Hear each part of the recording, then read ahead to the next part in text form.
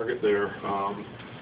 You know, I don't think he got in that real good position where he was just getting out there and getting extension. It seemed more of a push, so he wasn't getting that action, getting on top of that ball and really getting it to dive late. He threw, you know, threw some, but not like we normally see Charlie. You look at the base hits, balls were in the air for a heavy percentage of the night, which is very uncommon for him.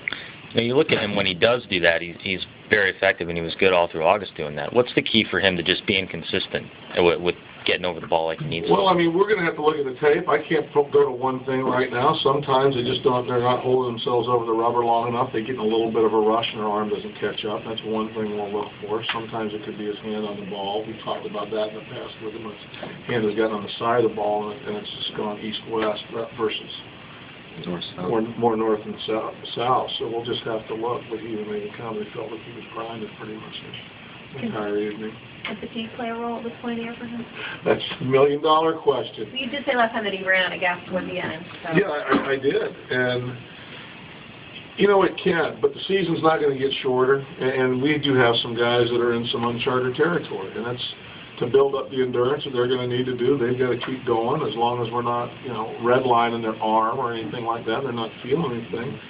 This is all part of our growth process to become the kind of team we want to be, to win a division, win a championship. We've got to build our starters up. They've got to be able to pitch more innings. It's a bigger jump for some than others. So it can come into play. He had much better sink the last time he had to grind. He still had 8 or 9 ground ball outs in the time he was out there. That really wasn't the case tonight. With LaRue out there.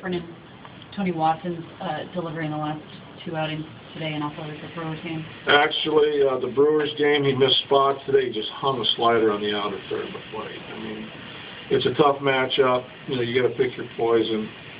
But Holliday's at 80 points lower against left-handed pitching than he is right-handed pitching. And if we feel confident that if we can get the ball where we need to get the ball, we can have a much better opportunity in getting him out. We just missed our location big time right there. You know, Jay stripes us down the line again. I mean, that's just, you know, that's good hitting, but it's also doesn't happen all the time. And, you know, he was, you know, basically 1 out from getting out of it, 2 more strikes from getting out of it.